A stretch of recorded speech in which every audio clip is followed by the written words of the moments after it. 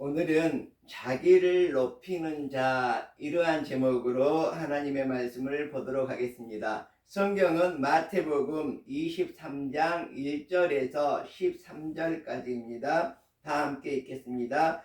이에 예수께서 무리와 제자들에게 말씀하여 이르시되 서기관과 바리새인들이 모세의 자리에 앉았으니 그러므로 무엇이든지 그들이 말하는 바는 행하고 지키되 그들이 하는 행위는 본받지 말라. 그들은 말만 하고 행하지 아니하며 또 무거운 짐을 묶어 사람의 어깨에 지우되 자기는 그것을 한 손가락으로도 움직이려 하지 아니하며 그들의 모든 행위를 사람에게 보이고자 하나니 곧 그 경문 띠를 넓게 하여 옷수를 길게 하고 잔치의 윗자리와 회당의 높은 자리와 시장에서 문안받는 것과 사람에게 납비라 칭함을 받는 것을 좋아하느니라. 그러나 너희는 납비라 칭함을 받지 말라. 너희 선생은 하나요 너희는 다 형제니라. 땅에 있는 자를 아버지라 하지 말라. 너희는 아버지는 한 분이시니 곧 하늘에 계신 이시니라. 또한 지도자라 칭함을 받지 말라. 너희의 지도자는 한 분이시니 곧 그리스도시니라. 너희 중에 큰 자는 너희를 섬기는 자가 되어야 하리라. 누구든지 자기를 높이는 자는 낮아지고 누구든지 자기를 낮추는 자는 높아지리라. 화 있을진저 외식하는 서기관들과 바리새인들이여, 너희는 천국문을 사람들 앞에서 딛고 너희도 들어가지 않고 들어가려 하는 자도 들어가지 못하게 하는도다. 아멘. 자, 오늘은 자기를 높이는 사람은 어떻게 될 것인가, 그리고 우리가 정말 하나님 앞에 합당한 사람이 되기 위해서는 자기는 높이는 사람으로 살아가야 될 것인지, 아니면 겸손한 자세가 무엇인지, 자기를 낮추는 자세가 무엇인지 우리가 살펴보도록 하겠습니다. 천국에 어떤 사람이 합당한지 살펴보겠다는 것입니다. 자, 예수님께서 예루살렘 성전에서 하신 마지막 설교가 오늘 부분입니다. 여기에 보면 이제 13절 이후에 보면 그릇의 겉과 안, 그리고 해칠한 무덤에 대한 비유가 계속해서 나오고 있습니다. 그래서 이 그릇의 겉과 완, 그리고 해칠한 무덤에 관한 비유는 한 문맥의 비유라고 볼 수가 있습니다. 다시 말하자면 똑같은 비유라는 것이죠. 이 내용은 무엇이냐? 겉으로는 깨끗하고 아름답게 꾸며져 있는데 안에는 더러운 것이 가득 차 있다는 그런 말씀입니다. 자, 우리가 옛날에는 저희 어렸을 때도 질그릇을 사용했던 것 같은데, 그 질그릇에 보면은 또 이 사기로 만든 그런 그 그릇인데도 주전자도 이렇게 사기로 만든 게 있습니다. 자, 그런데 그 물이 나오는 그 좁은 곳은 정말 오랫동안 씻지를 못하니까 그곳에 더러운 것이 가득 끼어 있었던 것을 제가 기억합니다. 자, 그런데 이 그릇이 겉은 화롭고 멋지고 예쁘게 생겼는데 그 속에가 먹지 못할 상한 썩은 음식이 들어있다면 어떻게 되겠습니까? 오늘 성경에서 예수님께서 우리에게 비유하고 있는 것이 바로 이러한 내용입니다. 외식하는 서기관들과 바리새인들을 향해서 화 있을진저 이렇게 얘기를 하고 있는데, 무려 이 마태복음 23장에서만 7번을 화 있을진저라고 이렇게 사용을 하고 있습니다. 근데 이 바리새인들과 서기관들은 어떤 사람들이냐 그러면 정말로 모범적인 사람들입니다. 정말 시간 되면 기도하고 시간 되면 예배드리고 11조도 잘 내고 정말로 겉으로 보기에는 흠잡을 데가 없는데 그 속은 썩어 있다는 이런 뜻입니다. 자, 그런데 우리들이 이제 조금 있으면 예수님께서 붙잡혀서 십자가의 처형을 당하는데 바로 이 서기관들과 바리새인들이 주동이 되어서 예수님을 십자가에 못 박게 되거든요. 자, 이렇게 이 서기관들과 바리새인들이 겉으로 볼 때는 아주 모범적인 삶을 살아가는 것 같지만 앞으로 예수 그리스도를 못 박으려는 이런 간사한 마음이 그 마음속에 자리 잡고 있기 때문에 예수님께서는 화 있을진저 이렇게 7번이나 바리새인들과 서기관들을 향해서 무서운 저주의 심판의 말씀을 하고 있는 것을 볼 수가 있습니다. 그래서 회개하지 않는 사람들의 하나님의 마지막 심판의 이 경고를 바로 예수님께서 오늘 말씀에서 하고 있는 것입니다. 그렇지만 정말 멸망을 하라고 화를 주려고 이렇게 하는 것이 아니라 죄를 막고 더 큰 악을 중단시키기 위해서 이러한 말씀을 하신 것을 우리가 볼 수 있습니다. 우리들이 이 세상에서 망하게 되는 이유가 있습니다. 그 망하게 되는 이유는 죄를 지었기 때문에 망하는 것이 아니라 우리가 회개하지 않기 때문에 결국은 망하게 되는 것입니다. 그래서 회개하지 않는다는 것은 무엇이냐? 바로 서기관들과 바리새인들처럼 정말로 이성과 예식에 빠져 있기 때문에 그렇습니다. 자, 다시 한번 보겠습니다. 그릇의 밖은 화려한데 그 속에는 썩어버린 부패한, 정말 먹으면 사람이 그냥 배탈 나서 그냥 곧 쓰러질 그런 더러운 것이 가득 차 있습니다.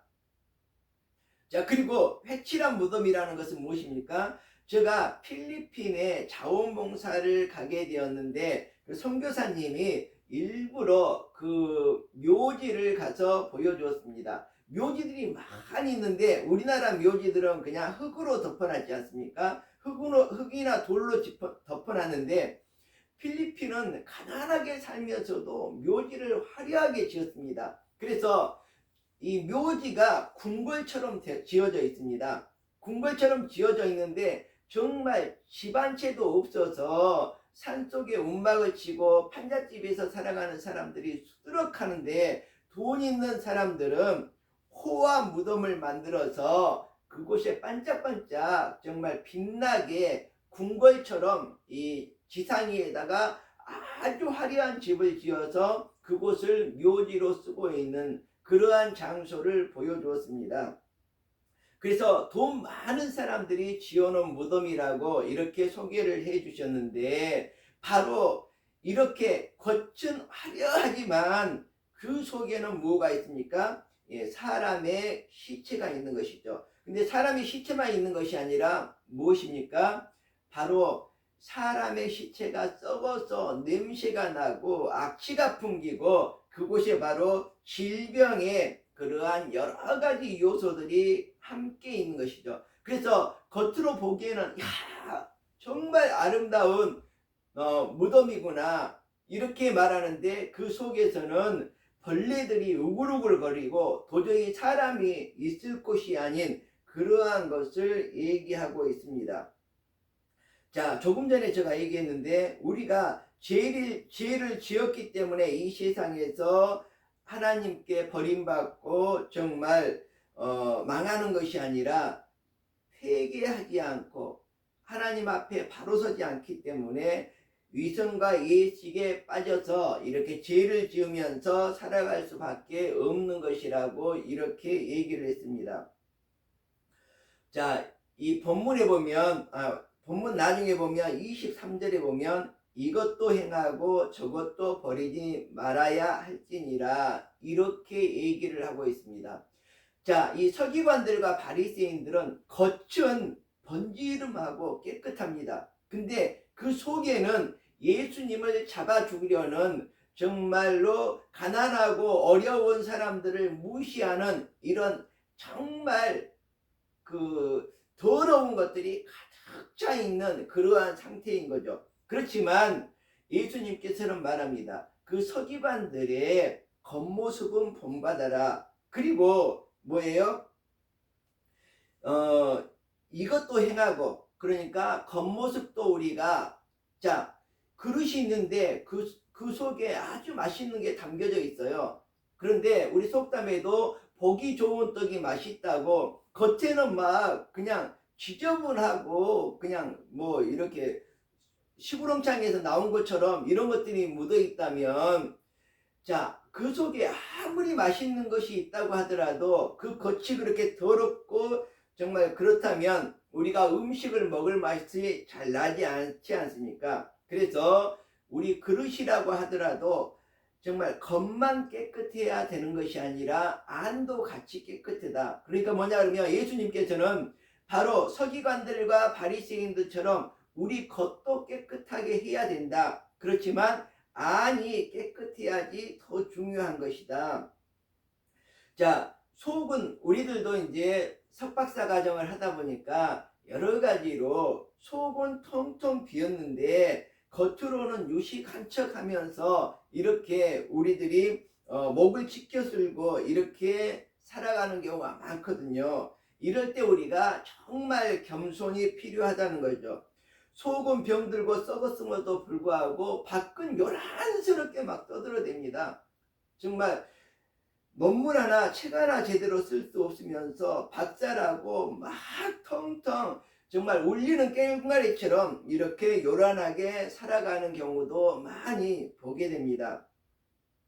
자, 이처럼 그릇은 내용물을 위해 존재하는 겉은 지저분하더라도 안이 깨끗한 이런 부분이 아닙니다.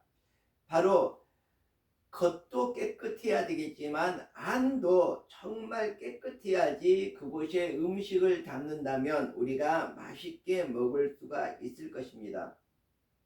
자, 우리나라에는 사람이 사망을 하게 되면 땅속에 묻는 이런 풍습이 있지만 이스라엘에서는 우리가 영화에서도 보고 그랬지만 예수님이 죽어도 땅속에 묻지 않습니다. 예, 동굴에 묻죠. 예, 동굴에 묻는 것이 아니라 동굴에, 그러니까 가족의 무덤이 있습니다. 그래서 이 사람이 죽으면 그 무덤에다 넣어놓고 또 다른 사람이 죽으면 또 무덤에 또 넣어놓고 이러한 그 무덤이 그 어떻게 보면 동굴로 된 그런 무덤인데, 근데 우리는 그 이 묘지를 쓸 때 저 산중에다가 씁니다. 근데 이스라엘은 그렇지 않다고 합니다. 얼마 전에 우리가 마카오를 갔는데 마카오 성 바울 성당을 이렇게 파울로 성당을 관람을 했었는데 거기에 보면 지하실에 무덤이 있습니다.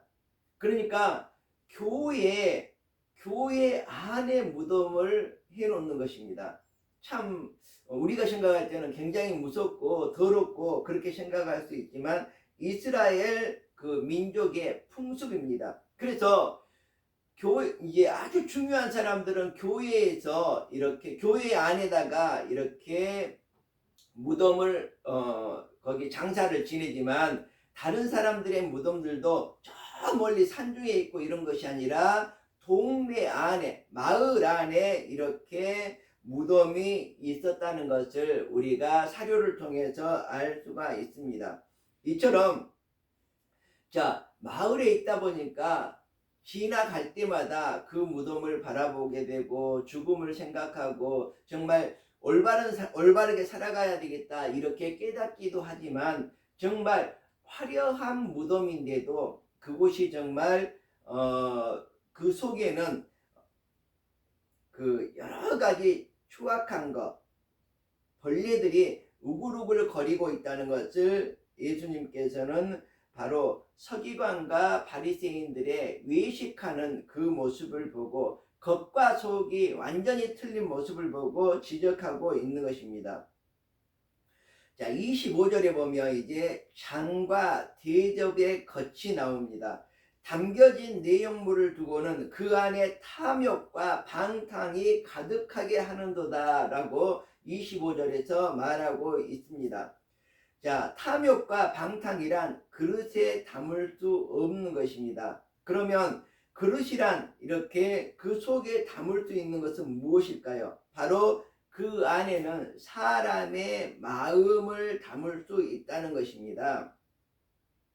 자, 마음가짐과 뜻과 성품을 예수님께서 지적하신 말씀이라고 볼 수가 있습니다. 그래서 그릇이란 밥그릇이 아닌, 여기서 예수님께서 말씀하신 그릇이라는 것은 밥그릇이 아닌 사람의 인격을 얘기하고 있다고 볼 수가 있습니다.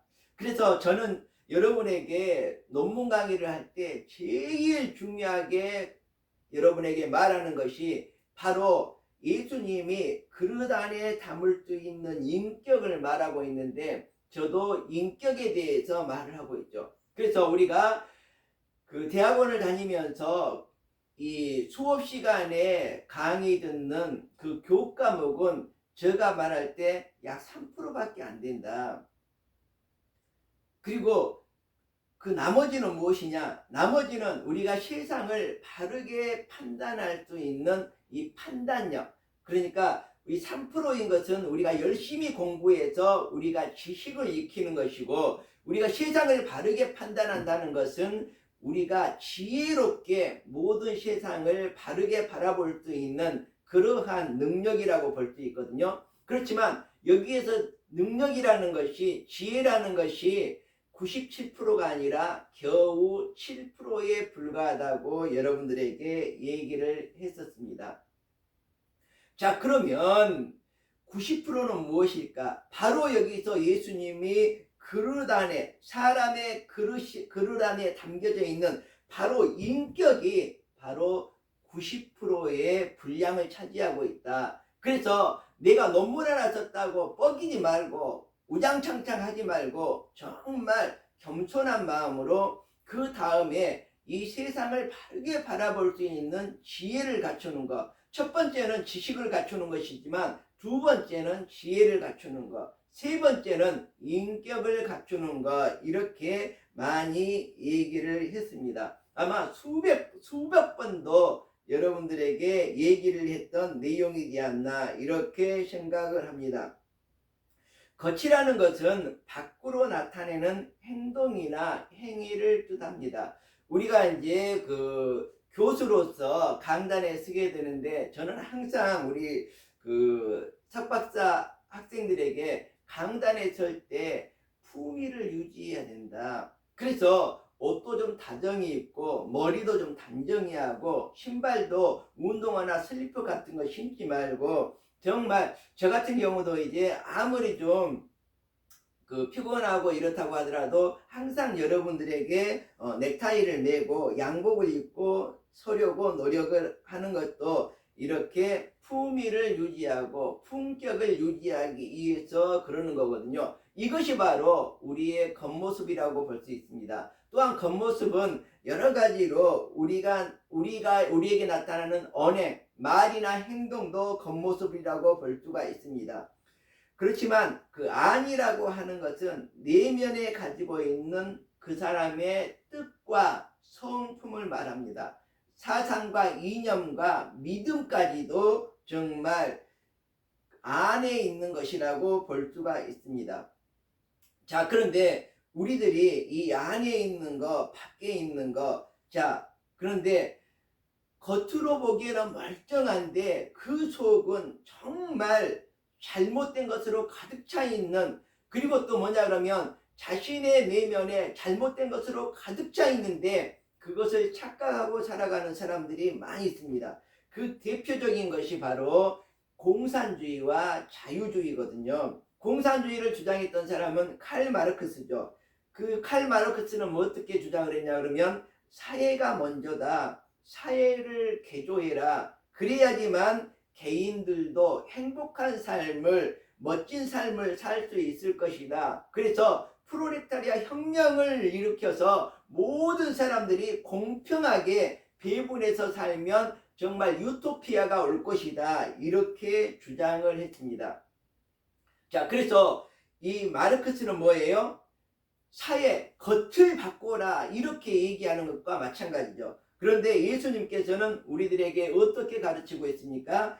개인이 먼저 바로됨으로 그 다음에 사회가 바로될 수 있다. 이렇게 가르치고 있거든요. 그래서 예수님께서는 그릇에 속을 먼저 강조를 하고 칼 마르크스는 그릇에 겉만 번지름한 것을 얘기를 했습니다. 근데 우리가 볼 때는 어떻습니까? 겉이 번지름한 게 좋은 거죠. 그 속에 무엇이 든지도 모르면서 겉만 보고 그것을 추구하는 것이 바로 우리 사회의 현재의 모습이 아닌가 이렇게 생각을 해봅니다. 칼 마르크스는 물질적인 평등이 주어져서 똑같은 수준에서 살 수 있게 된다면 그것이 바로 평등한 세상이고 사람 사는 세상이다 이렇게 주장을 했지만 예수님께서는 어떻게 주장을 했습니까? 우리 기독교적 관점이 바로 예수님께서 가르쳐준 이 말씀에 따라서 정해진 것이라고 볼 수가 있는데 우리의 정신이 먼저이고 우리 마음에 회개하고 중생을 얻는 것, 자유로운 영혼으로 살아가는 것, 이것이 더 먼저다 이렇게 예수님께서는 주장을 하고 있습니다. 그래서 칼 마르크스는 물질적으로 먼저 풍요로워져야 되겠다 이렇게 말하고 있는데 예수님께서는 인격이 먼저요 신앙이 먼저라고 우리들을 가르치고 있습니다. 자, 우리가 그 아래쪽으로 내려가서 27절에 보면 겉으로는 아름답게 보이나 그 안에는 죽은 사람의 뼈와 모든 더러운 것이 가득하도다 이렇게 얘기를 하고 있습니다. 바로 해칠한 무덤에 대해서 얘기를 하고 있는 것이죠. 우리가 겉에서 볼 때는 야 저곳이 너무너무 아름다워, 저곳에서 살면 좋겠다, 저곳에 들어가 보면 좋겠다 이렇게 얘기를 하는데 예수님께서 직접 뭐라고 얘기했습니까? 그 안에는 죽은 사람의 뼈와 모든 더러운 것이 가득하도다. 자, 우리들이 이 세상을 살아가는데 남에게 멋지게 보이고자 하는 그 마음에 문제가 있다고 말합니다. 저도 사업을 해봤는데 사업을 할 때 선물 공세를 했던 사람들이 몇 사람이 있습니다.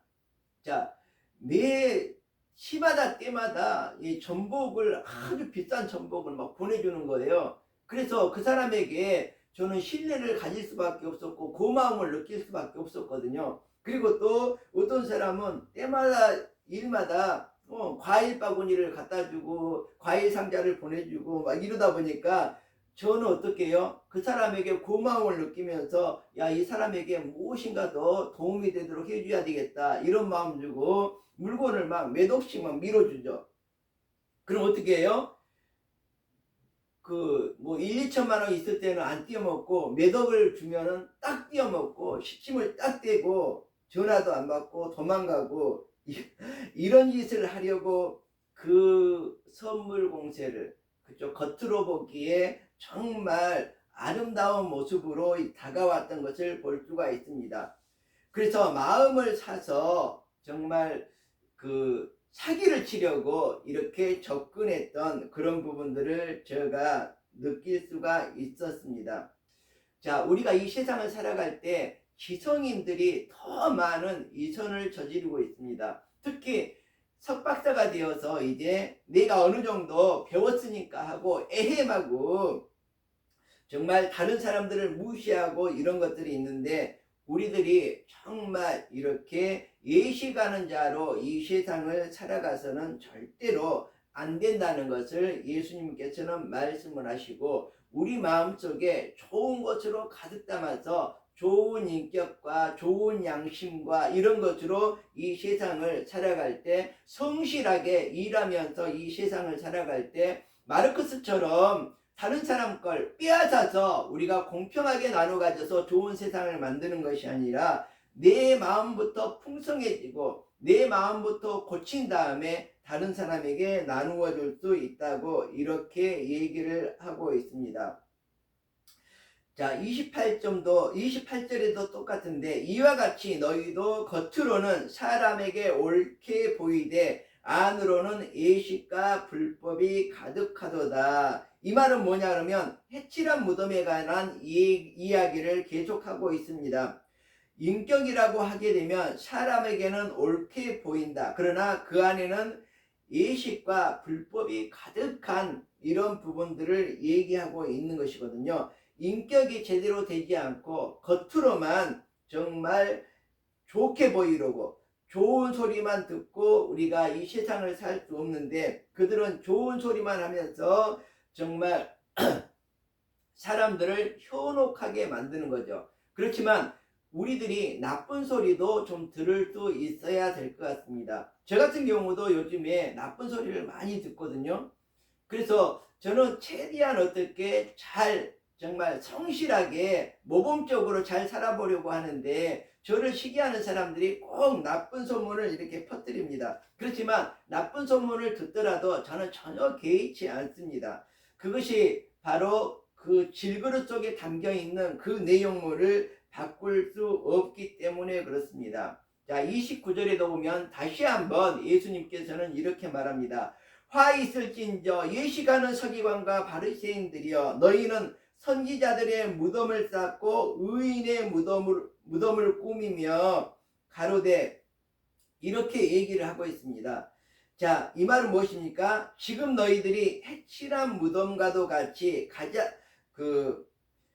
가장 의로운 사람으로 사람들에게 자랑을 하고 있지만, 의로운 자인 것처럼 보이려고 하고 있지만, 선지자의 무덤을 쌓고 의인들의 비석을 세우고 있다. 자, 선지자들의 그 무덤을 쌓고, 그러니까 뭐냐면 훌륭한 사람들의 무덤을 빙자해서, 또 뭐예요?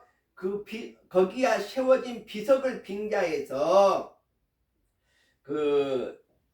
너희가 정말 의롭고 선지자인 것처럼 이렇게 행동을 하고 많은 사람들에게 보이고 있지만, 그 속에는 뭐예요? 너희 마음 속에는 다시 한번 선지자를 죽인 자의 자손됨을 증거하고 있는 것이다. 이렇게 말씀하고 있습니다. 자, 그 말은 무엇이에요? 지금 자기들이 옳은 것처럼 막 의시되고 자랑하고 이러고 있지만, 그 마음속에 예수님을 잡아 죽이려고, 예수님을 십자가에 못 박으려고 지금 안간힘을 쓰고 있는 그것을 예수님께서 그 사람들의 마음을, 서기관과 바리새인들의 마음을 직접 눈으로 보고 표현하신 말씀이라고 볼 수가 있습니다. 예수님을 십자가에 못 박아 죽이려고 하고 있는데 행위 자체가 바로 그것을 증명하고 있다는 말씀입니다. 이제 우리는 바리새인과 서기관들과 같이 해칠한 무덤이 되지 말고, 정말 질그릇에 겉이 되지 말고 안을 깨끗이 하라는 주님의 음성을 들을 수 있었으면 좋겠습니다. 기도하겠습니다.